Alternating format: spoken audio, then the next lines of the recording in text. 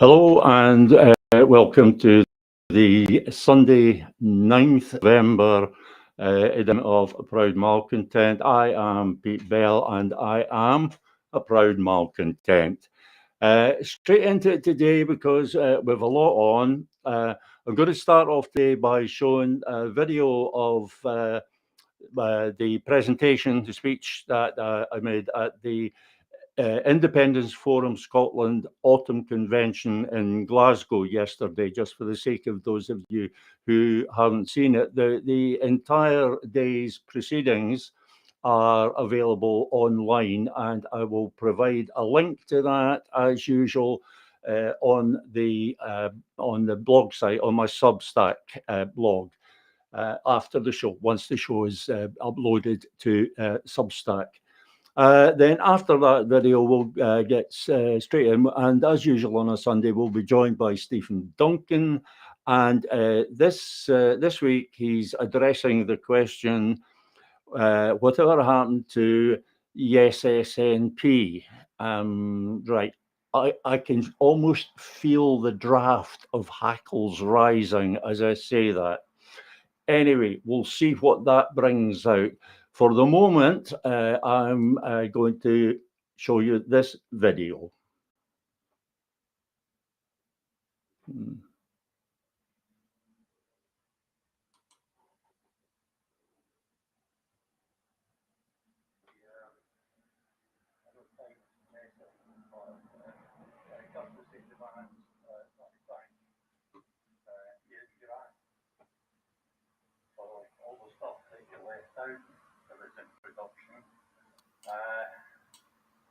And I thank the IFS for inviting me here today. And I'd like to say a special thank you to William, not just because he's an old pal of mine, William Dugan, but because he did such a wonderful job of keeping us all informed in the months and weeks leading up to this event. So big thanks to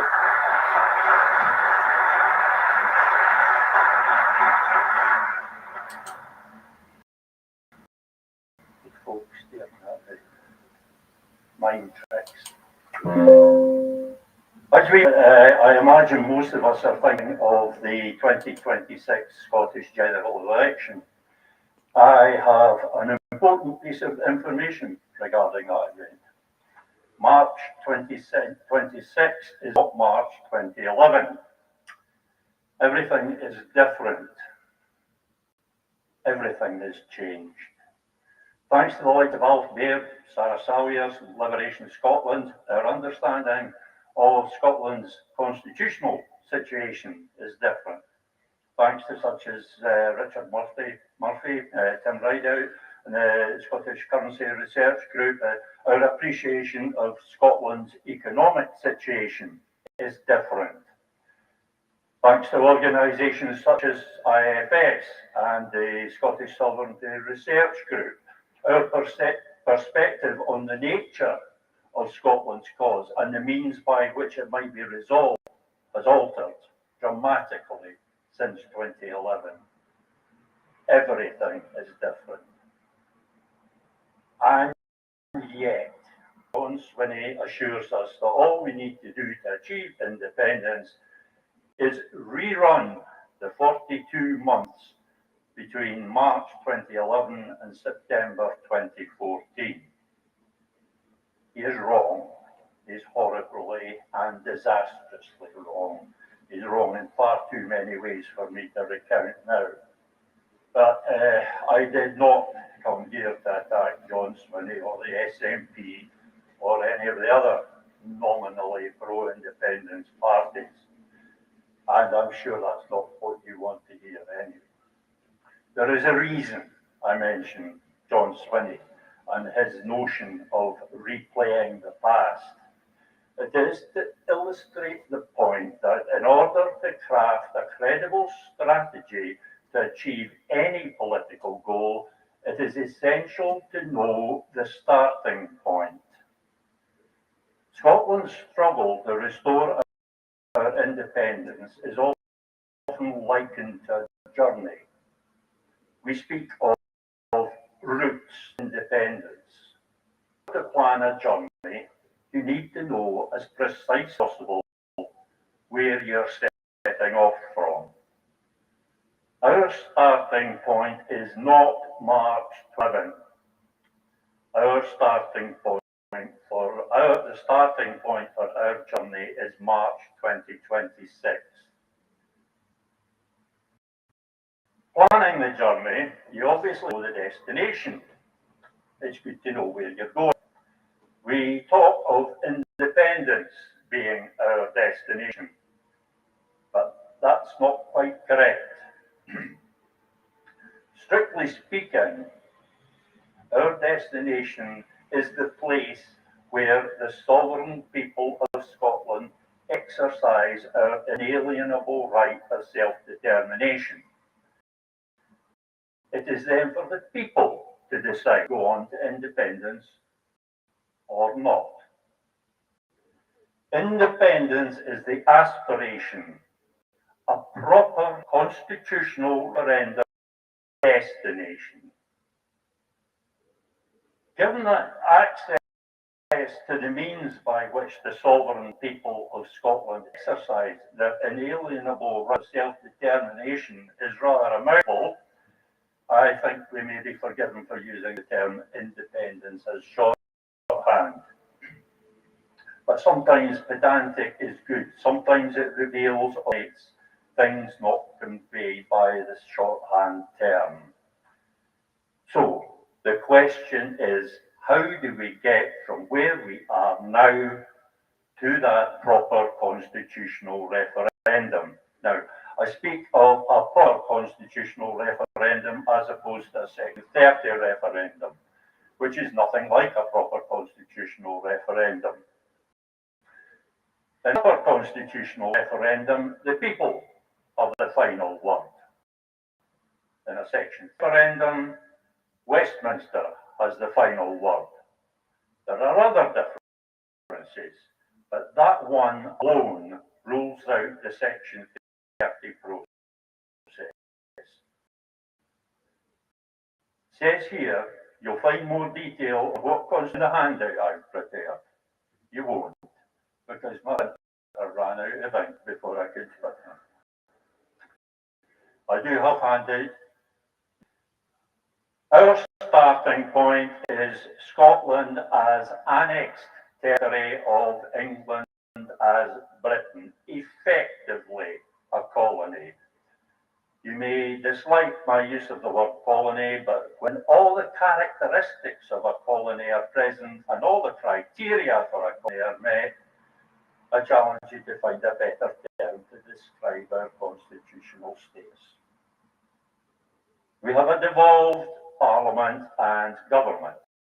The Parliament is best thought of as the original Parliament of Scotland, which was taken from us by nefarious means in 1707. In 1999, that Parliament was returned to us, but it was returned to us in chains, the chains of devolution. To make the devolved Scottish Parliament once again the Parliament of Scotland, we must cast off, we must strike off the chains of devolution. That is where we are. A nation with a Parliament which is bereft of the essential powers of a national Parliament because those powers are withheld by the coloniser. And because our government meekly accepts the coloniser's asserted authority to withhold those powers. Those powers were taken from us. We must take them back. Power is never given. Power is only taken. That which is given is not power, but an affirmation of the power of the giver.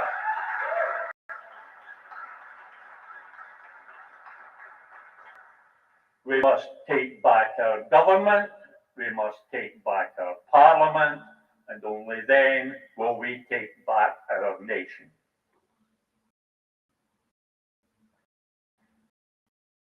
The most fundamental of the powers that are illegitimately over constitutional affairs. The proper constitutional referendum that is our destination can only be reached by way of an act of the Scottish Parliament. There can only be such an act of the Scottish Parliament if the Scottish Parliament is the appropriate legislative competence. The Scottish Parliament can only acquire this legislative competence by taking it. Power is never given, power is only taken. When planning a journey, as well as knowing your starting point and destination, it's helpful to have information which allows you to choose the most efficient route. You want to know which places are unavoidable and how to get through them, and which places you would be better to avoid if possible.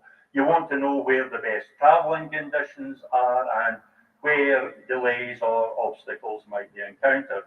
And in planning your route, you want to be clever about it. Scottish UDI is an attempt to map out the best route from where we are to where we want to be. Just like an itinerary for an actual journey, the Scottish UDI route map can be broken down into stages, which can then be broken down further into sub-stages. These stages and sub-stages need be neither consecutive nor separate. They may overlap. Some stages may be simultaneous. Some stages are critically dependent on the progress of other stages. They're presented as a sequential list for convenience. Before continuing, I should point out that this plan has been in development for about 6 years. It started with myself and Jeff Bush back well before the 2021 Scottish general election, when we had a little Facebook group called SNP Members for Independence. We're cheeky that way. Before continuing, I should point out that this plan has been in development for about 6 years. It has evolved over that time. You may find that what I described is slightly from earlier versions that you may have encountered. Plans must adapt to changing circumstances as well as new information and new knowledge and new understanding of our situation. So I shall now set out as concisely as I can, Ian, the basic stages of a Scottish UDI process. 1. Repudiate the Section 30 process as an illegitimate constraint on the exercise by the people of Scotland of our right of self-determination. It is necessary to repudiate the Section 30 process for a number of reasons. Because it has been promoted so vigorously as the gold standard of democracy, and it definitely isn't that. Because it is wrong. If we adhere to the principle that the people of Scotland are sovereign, then there can be no effective veto on the democratically expressed will of the people, and no external control over our access to the means by which the people express their will. I just note at this point that something Greg McCarthy said that the SNP have tagged on your right to decide to their leaflets. That seems like a kind of a last minute thing. But as so often happens, you'll be familiar that there's very often in politics there's this gulf between rhetoric and reality. And while they talk about your right to decide, they also acknowledge Westminster's right to overrule your decision. So don't be fooled by a simple phrase like your right to decide. It's also necessary to repudiate the Section 30 process in order to eliminate one of the or a possible challenge to this process by the British. Return to that point later. 2. Declare one or all future Scottish elections to be a plebiscite on the question of legislative competence of the Scottish Parliament to facilitate the exercise of Scotland's right of self-determination. You can stand up and cheer now, Mike. Like that bit. This would mean, for example, that the 2026 Scottish general election would also be a plebiscite with the aim of generating a mandate for the Scottish Parliament to take to itself the legislative competence necessary in order to hold a proper constitutional referendum. By doing this, we move the constitutional issue into the realm of human rights, with us occupying the high ground. I could say a lot more about that, about this being a human rights-based approach. I don't have time. To make an election, which is inherently non-binary, work as a plebiscite, it's necessary to introduce a binary element. This can be done by having all pro-independence parties adopt a common manifesto commitment on the Constitution and manifest independence. That commitment being to this process. A vote for any pro-independence party thereby becomes a vote in favour of following all the stages that I am outlining. 3. Assert the legislative competence of the Scottish Parliament in matters pertaining to the Constitution on the basis of its democratic legitimacy and the sovereignty of Scotland's people, citing the fact that this is the only way the people of Scotland can be enabled to exercise our human right of self-determination. This is where I return to what I was saying earlier about the need to repudiate the Section 30 process.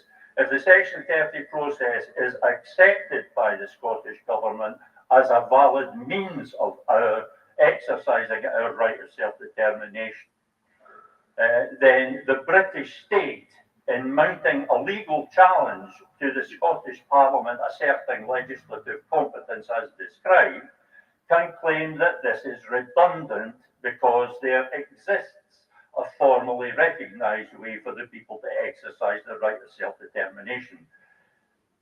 As well as the fact that if John Swinney gets his way, the Scottish Government will have acceded to the sovereignty of Westminster and hence denied the sovereignty of Scotland's people. Most of you will surely have realised that this is where the Scottish UDI plan starts to work in tandem with the initiative at the UN by Salvo Liberation Scotland. There's a lot more to be said on that matter too, but time does not allow. 4. Recall Scotland's members of Parliament from Westminster to sit on a national convention established by the Scottish Parliament, along with members of the Scottish Parliament and such representatives of civic society as are deemed appropriate by the Scottish Parliament, for the purpose of drafting a bill of dissolution to include a draft interim constitution for Scotland, provisions for a confirmatory referendum, and such other matters as shall be deemed appropriate by the Scottish Parliament. 5. By way of a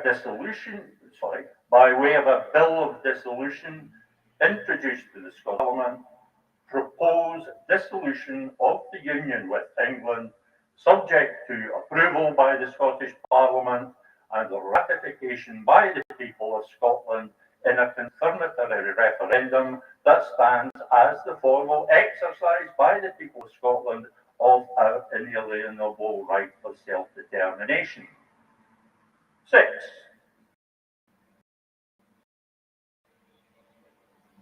Assuming the bill of dissolution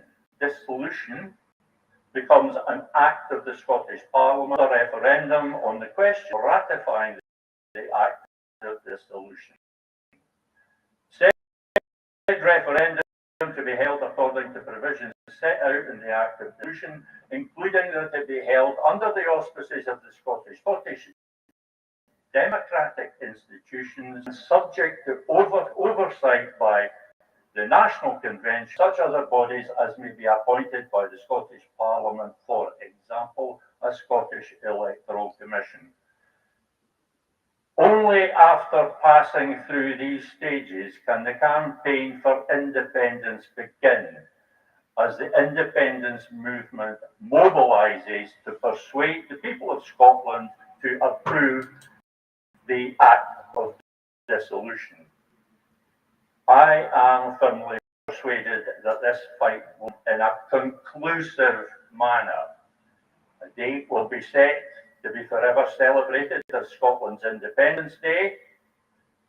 We will have a party and we'll set about the task of fully decolonising Scotland and repairing the ravages wrought by 3 centuries of subordination, degradation and exploitation. The Scottish UDI process ends with a beginning. Thank you.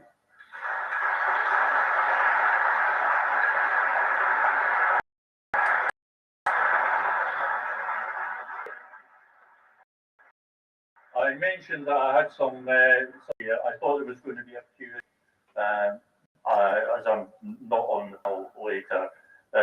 Since there's not a Q&A, I'll just try. Sorry, I was supposed to finish with the applause, but my shaky hands didn't get to the button in time. I'm not going to say very much more about that or very much more about yesterday's proceedings. I suspect that there'll be a lot of discussion prompted by yesterday's proceedings at the IFS Autumn Convention. So I will leave that till then. If you only have time to watch parts of the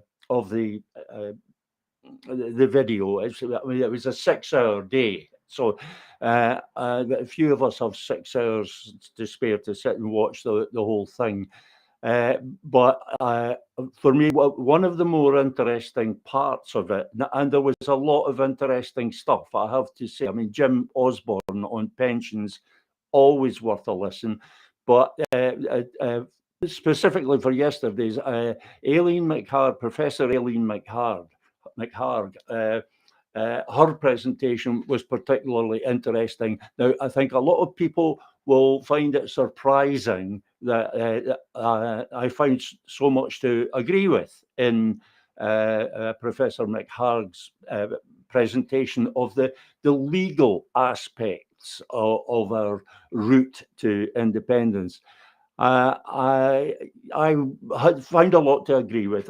People will find that surprising. I am happy to explain, just not right now, because right now we have to go over and be joined by Stephen Duncan for today's Confute Corner. And Stephen, how are you today? Very well. How are you doing, Peter? Okay. Hearing you now, we obviously have about a set flag there, which is going to make conversation difficult. I was going to ask you, I know you watched some of the IFS convention yesterday. You watched some of the live stream. Just in general, what did you think of it? I thought it was great. I saw your speech. I made sure I tuned in for that, and then obviously Craig Murray followed you. So I watched both of these bits back to back. I thought they complement one another quite well. And Craig comes out from a slightly different angle with his background, but he certainly referenced you, I think, when he was making his speech, and I think he certainly is in favour of the you didn't call it UDI, but effectively it's the same thing. If you declare independence, as long as you are independent, if other countries recognise you as being so. So I think it was quite. These two bits were quite good. I watched a bit of the Jim Osborne earlier on. Very knowledgeable. It is quite a dry subject, but perhaps need to take that in smaller bites. I think certainly I would. Maybe other people can sit through it all. It was quite very detailed. It's obviously done an awful lot of work on it. Maybe I just need to think about that a bit longer and take it in stages. Right. I have to say that the quality is not that great, Stephen, but I'm going to bash on with the presentation, and which is a subject that's likely to provoke a lot of comment. The question you're looking at today is whatever happened to the SNP. So over to you, Stephen. Okay. Thanks, Peter. I hope you're able to hear some of it. In any case, here, what we're looking at is we know that support for Scottish independence and the Scottish National Party were once considered one and the same. This presentation takes a look at how the movement and its parliamentary wing, if you like, have drifted apart in recent times. So what we're looking at here is the two charts we're looking at is from a time series from Find Out Now, the opinion pollster. On the left-hand side, it's we've got yes as the dotted line, black dotted line, versus voting intentions at the Holyrood election on the constituency. On the right-hand side, it's the same information, except it's on the region. And there's some, these are different snapshots at different periods in time. So if we take the left-hand chart and the leftmost bar, the yellow bar is the voting intention on the constituency for SNP. You can see that's at 50%. And the independence at that time point, which was March 2021, just before the Holyrood election in 2021, was 52%. So very close alignment at that point in time, between the SNP and yes sentiment. In fact, when you put the Greens in, the SNP and yes and Greens together is slightly higher than the yes support in total.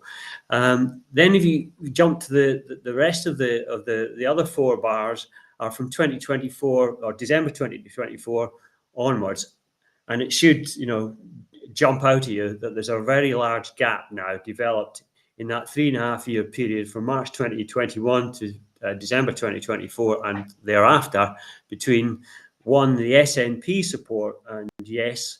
And even when you add the other pro-independence parties and normally pro-independence parties of ALPA and the Scottish Greens in, there is still a significant gulf between the two measures. Roughly, it's 20 to 25 points between the SNP and yes, and it's a bit less once you add in, about 10 points less once you add in the other two parties. So what you can see is that that whilst the ALPA party and the Scottish Greens are offsetting filling in part of the gap between SNP and yes, they're not taking up the slack entirely. There's still a sort of gulf there, and it seems to be indicating that some of that yes party political support, if you like, has moved away, perhaps moved into the ranks of the disillusioned, the non-voting, or the abstainers. So mind the gap. Is that clear on that graph?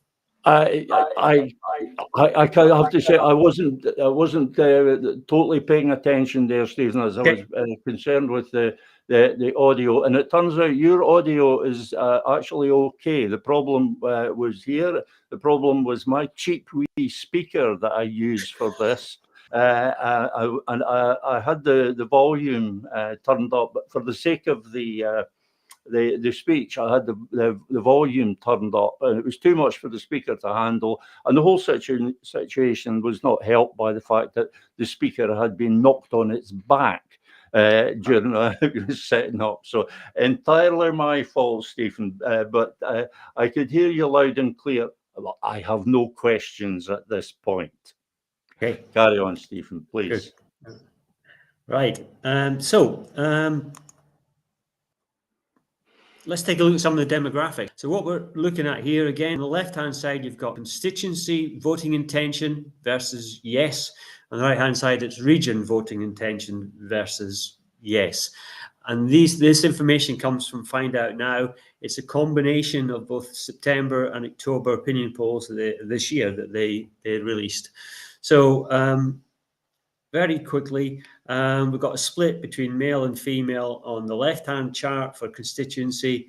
You can see that there's quite a gulf between, whether it's male or female, and yes, it's 32% for the SNP for males, 35% female, and it's 49% and 58% respectively for the two sexes. So a big gap has developed there between yes and SNP. Whether or not it's male or female. A significant amount of that gap is filled in for females with them transferring their support to the Greens, and that's even more pronounced on the right-hand chart in the region, where you've got yes at 27% for females, 21% for the Greens, 4% for ALPA. But overall, a big gap. When you look at the age profile of that, just about every sort of age cohort, age category, younger than the baby boomers, that is, people who are probably born post 1964, there's a big gap to the yes support. And take a look at where the yes support is at its greatest level. That's those are under 30, age between 16 and 29, and age between 30 and 39. The support for yes is 63% and 73% respectively on the constituency. For SNP, it's only 25 and 39%. It's almost double on the 30 somethings, if you like. It's almost double. The yes support is almost double what the support is for SNP.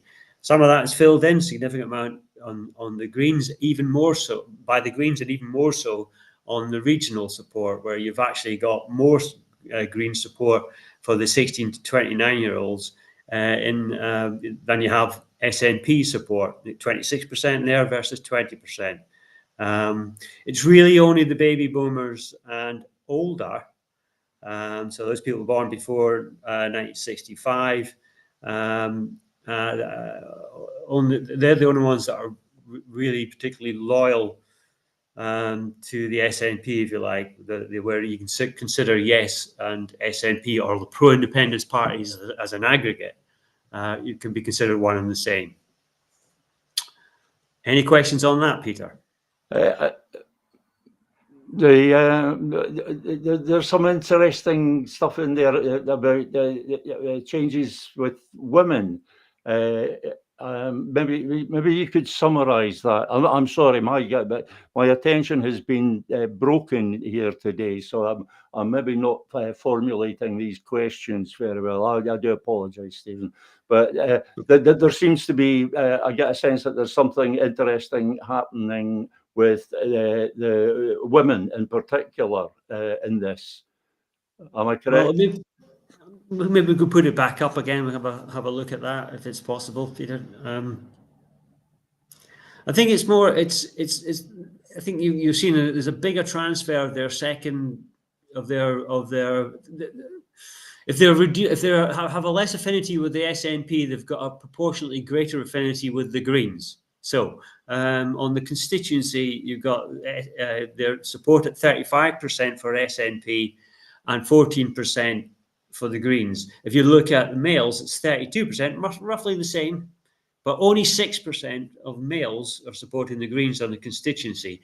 If you look at the region, it's 27% female, 21% Greens, and 22% for males for the SNP, and 11% only, half, for the males. So what's happening is the females seem to have a greater affinity with the Green Party than what males do when they're if they have a less support for the SNP than what they once had. They're transferring more in relatively more numbers than what the males are. Right. I'm just wondering how much of this this transfer to the Greens, this increased support for the Greens, and right. I'll get accused of sexism for this. How much of this is the new leader effect? I've forgotten this, the Polanski effect. Or does the data that you're using predate Polanski? So we have to look for another explanation. Obviously, a new leader can prompt significant changes in patterns of support, especially if he's very popular and getting a lot of media exposure. So it's not sexist to imagine that is. No. It's a factor, and I don't know, maybe it is sexist to assume that women are more susceptible to this factor.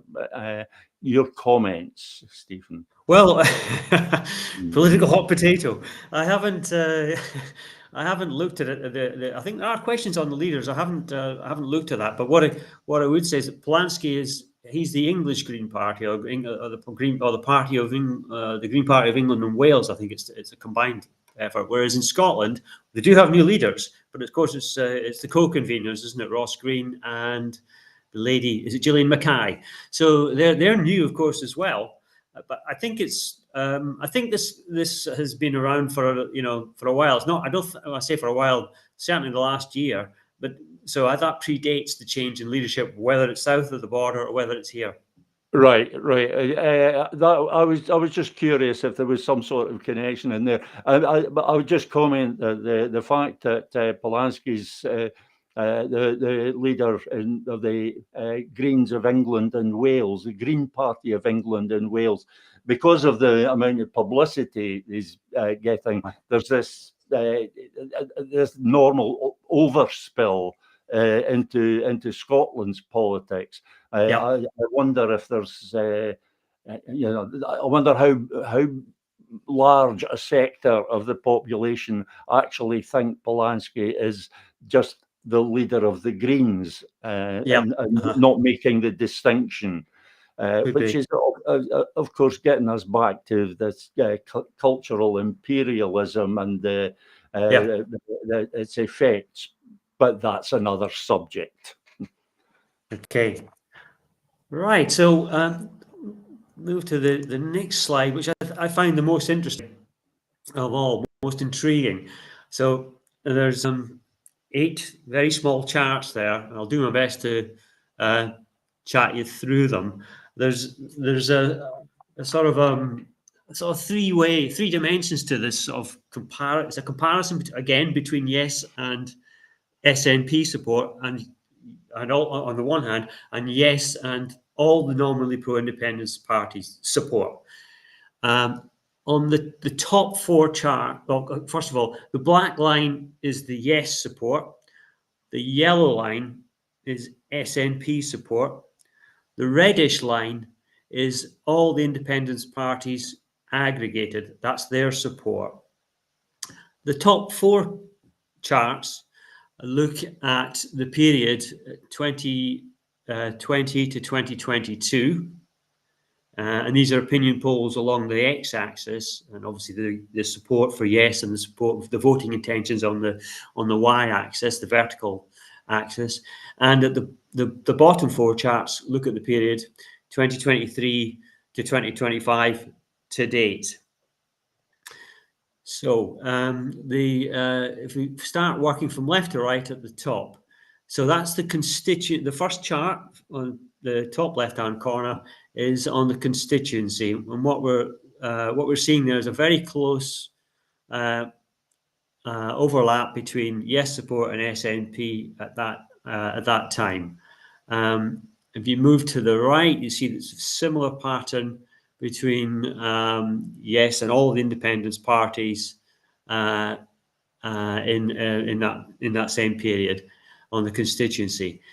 On the region, the next chart along, there's a little bit of a gap there, and I think that's, you can probably imagine that being to do with the separation of the votes for Alpa and Greens on the region, because when you add Alpa and the Greens back in on that rightmost chart, fourth chart along at the top, you can see the gap has narrowed again, and the lines are sort of very close to one another. You can see there's another statistic quoted on that on all the charts. It's called the correlation coefficient. Now, don't want to go into the technicalities of that, but what it's endeavouring to do is to check how these two lines move together, either in the same or in the opposite direction. It's looking at the strength of the association between these two measures, yes, and voting intention, and how and what the nature of that relationship is. So when you've got a correlation coefficient of, just in summary, if you've got a correlation coefficient of 0, that indicates there's no relationship between the two measures. If you've got a correlation coefficient that's close to 1, that means that's close to being a perfectly linear relationship, very closely associated. And in the same direction. So if Yes goes up, the SNP and pro-independence support would go up in equal measure. If the correlation coefficient is -1, it's a very strong relationship, but in the opposite way, that if Yes went up, SNP and the independent support would go down in the same sort of proportions as it were. So dropping down, that said, if we drop down and look at the second time period, which is 2023 onwards. Sorry, Stephen, that was a very clear explanation of the correlation coefficient. Even I understand that. But these are very small charts. You have figures for the correlation coefficient. Could you maybe state those figures for people like myself who are having difficulty seeing these charts? I'm looking at this on a small monitor here. Okay. So if you could maybe just talk us through that. Okay, so the correlation coefficient on the top left-hand chart, which is the initial time period, 2020 to 22, the correlation coefficient is 0.72. Now that's considered to be quite a high positive correlation. I've got a little ready reckoner. It's a very small table on the right-hand side. It's got a set of rules of thumb, if you like. Anything above 0.7 or anything 0.7 to 0.9 is considered a relatively strong measure, and above 0.9, that's very strong relationship. If you're somewhere between 0.5 and 0.7, that's moderately strong, and anything 0.3 and below, it's considered a weak relationship. So the top charts, as we said already, we can see how closely, just by eye, these two lines are and how they seem to move together. On the constituency, Yes and SNP support, the correlation coefficient is 0.7, so that's a strong relationship. For the Yes and the pro-independence on constituency in that time period, it's 0.71, very strong. The other two charts is 0.55 and 0.59 respectively on the region, and so that's moderately strong. You could consider that to be the case. It's quite different when you drop down to the to the second time period, to the bottom 4 charts. You can see there's quite a large gap has developed between Yes and SNP. That's one thing, the gap we've talked about before. Also, similarly between Yes and pro-independence, the reddish line, whether you look at the constituency or the region. The correlation coefficient, which again doesn't measure the gap, it measures how these lines move together. Are they somehow related? Are they associated in some fashion?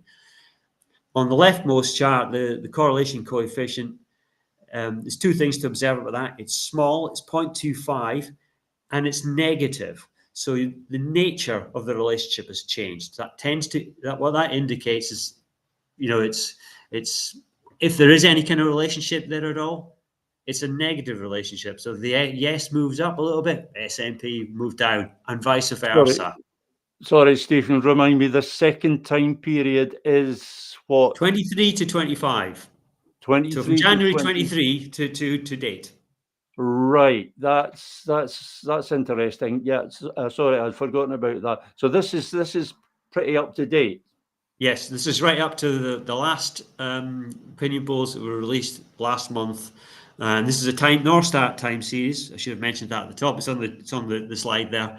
Yeah, so that's what it is. And if you look at the correlation coefficients on the other charts, minus 0.18 on the constituency, when you look at Yes versus the pro-independence party's sentiment altogether, and then on the regions it's minus 0.06, no relationship at all on the first chart, which looks at the SNP to Yes, and then on the final chart, looking at the aggregated pro-independence voting intention versus Yes, it's minus 0.22.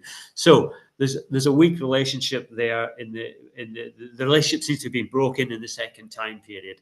It's certainly an altered relationship, both in terms of the nature of that relationship and the strength of that relationship. That's what that correlation coefficient is telling you. So you've got a gap in between, SNP and Yes, and even the pro-independence parties and Yes, whether it's the constituencies in the region. And secondly, you've got a relationship that's now changed quite dramatically. And they're both 2-year time periods. Just to give you some indication, there's 19 polls in the top chart. There's 16 polls in the bottom chart. So a significant number in both sets and almost the same amount.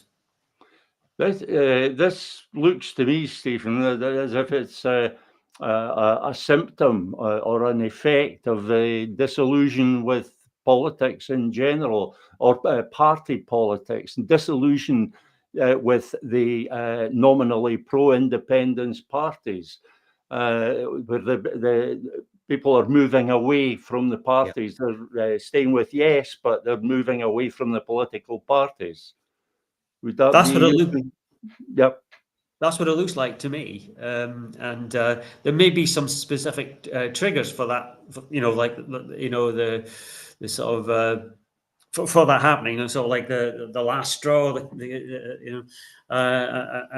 there were a few things that happened at the end of 22, and beginning of 23, that may have really accelerated that process. I think we were seeing it before, but I think something happened, and I've got that on the chart there. What I'm supposing happened at the beginning of 2023 or at the end of 2022, which has made that gap much larger and has broken that link between Yes and political party support for the nominally pro-independence groupings in Parliament. Right. Yeah. That's interesting. That last point of just to what looks to have happened, to me at least, is that if you remember at the end of 2022, in December, late into December, there was the big controversy around the gender recognition reform bill, and then in January, February, we had these sort of scandals and about the female prison estate with biological males being housed in that, and that was all over the press. Nicola Sturgeon then resigned, and I think I think from that, people probably got a bit scunnered with that, a bit sickened by that, and the lack of action on the Scotland's cause as well may well have played into that since as well. Yeah, this is speculation, of course, but there is some kind of a correlation there. Whether that's causation or not is open to question, but there is a correlation there. It seems commonsensical to assume that it's over that period that there was such turmoil with gender recognition, well, self-ID. In particular, and with changes in the leadership, that didn't help. You can pretty safely assume that didn't help. This is all interesting stuff. So we're at the stage where the parties and the Yes movement are drifting apart, and that seems to be an accelerating process. I believe so. Yeah, that's what it looks like. If you look at the charts, you can see the gap between the black and the yellow line, the black and the reddish line, are getting wider on this time series. It's quite clear as you move from left to right on the bottom charts, the gap's getting bigger. So we'll just move quickly to the conscious of the time. Just move on to the conclusion. Whatever happened to the SNP? Well, it's clearly no longer a sort of unified. They're no longer one and the same. That link has been broken. The gap is real, sizable, and I think growing. And I think the fault lines probably developed in the first time period. With all the trials of Alex Salmond, the launch of the Alpha Party, but the schism, the big schism, if you like, happened, the end of 22, beginning of 23, and it's as I say, it's continuing to grow. These are my thoughts on what's actually caused that, and the void that has been created has not been filled by Alpha and the Greens. To some extent, they've taken up the slack, but there's still a big gulf there. There's more people joining the ranks of the disenchanted with the political parties. And we've got a changed relationship. Before 2023, there was a strong positive relationship between Yes and the parties, particularly the SNP. Thereafter, that relationship is inverted, and it's much weaker if it's a relationship at all. I strongly suspect that the inaction in Scotland's cause has a lot to do with that as well. That impression, thank you, Stephen. That impression is somewhat strengthened by the fact that we're not seeing a move to the other nominally pro-independence parties. It's not as if people are changing from the SNP to the nominally the Greens and Alpha. They're not changing camp. They're leaving political parties out of it altogether. Am I correct in that interpretation? Yeah, that's what it looks like to me. There's a lot of people moving into the non-voting sort of camp from looking at this stuff previously, and some people will be considering voting for reform. I'm making a point of this because it's another tell-ye moment for me. Because I've long maintained that whereas the SNP and the old guard Yes movement in general, the old guard of the independence movement, particular Gordon McIntyre Kemp, as an example, they're still sold on this vision thing, and it's not working. They're not drawing people in. The parties are not drawing people in, and that is where this is the point that I was trying to make. That is where the additional votes that we need for the Yes movement. That's where the additional support lies. It's these people who have walked away since. Since 2014, 2015, 2016, actually, but it's possibly only showing up more recently in the 2020 to 25 period. I think it actually started before then, and it seems. Sorry. Well, certainly, you know, if you look at the votes that the SNP got in the 2015, just making your point, 2015 British general election, something like just under 1.5 million, 1.455 million, I think, and you know, they got, you know, that's in the 2024 election, they got 724,000. That's, you know, it's almost half, you know, of where they had been, you know. So there's 730,000 people have no longer vote for the SNP. They haven't all died. Right. Well, we hope not. It kind of makes a mockery of the idea of the SNP as a party of independence. And I have to stress at this point, this is not an anti-SNP thing. I mean, to be anti-SNP is kind of silly to my mind, because they're there and they're the dominant political party. Being anti-SNP is just it's just a bit silly. It is merely noting that what appears to be the fact, what is indicated, that in the public perception, the SNP has ceased to represent independence.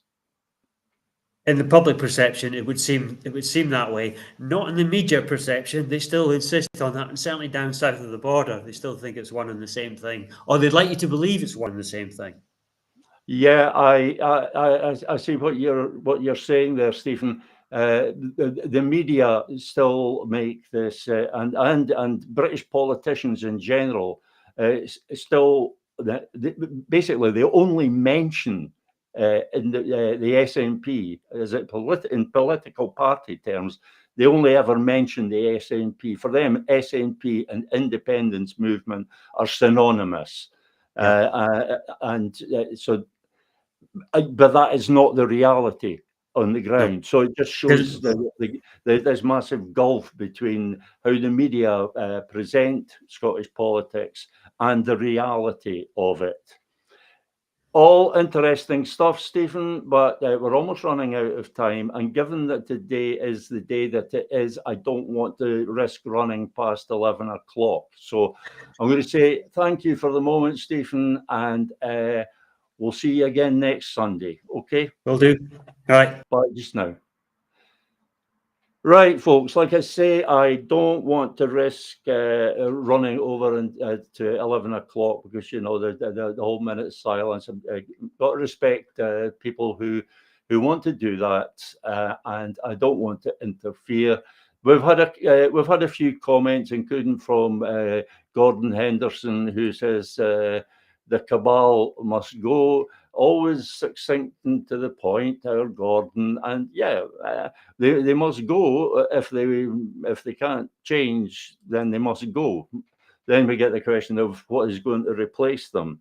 And earlier we had a comment from Peter Craig, the man who shouts, and he says that is saying that Scotland's sovereign people are wasting their time voting in any government.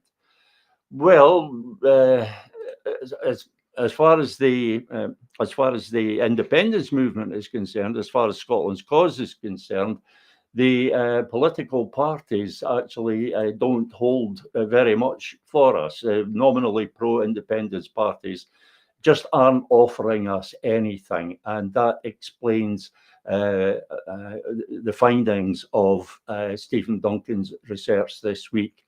And now I have to say goodbye until Wednesday.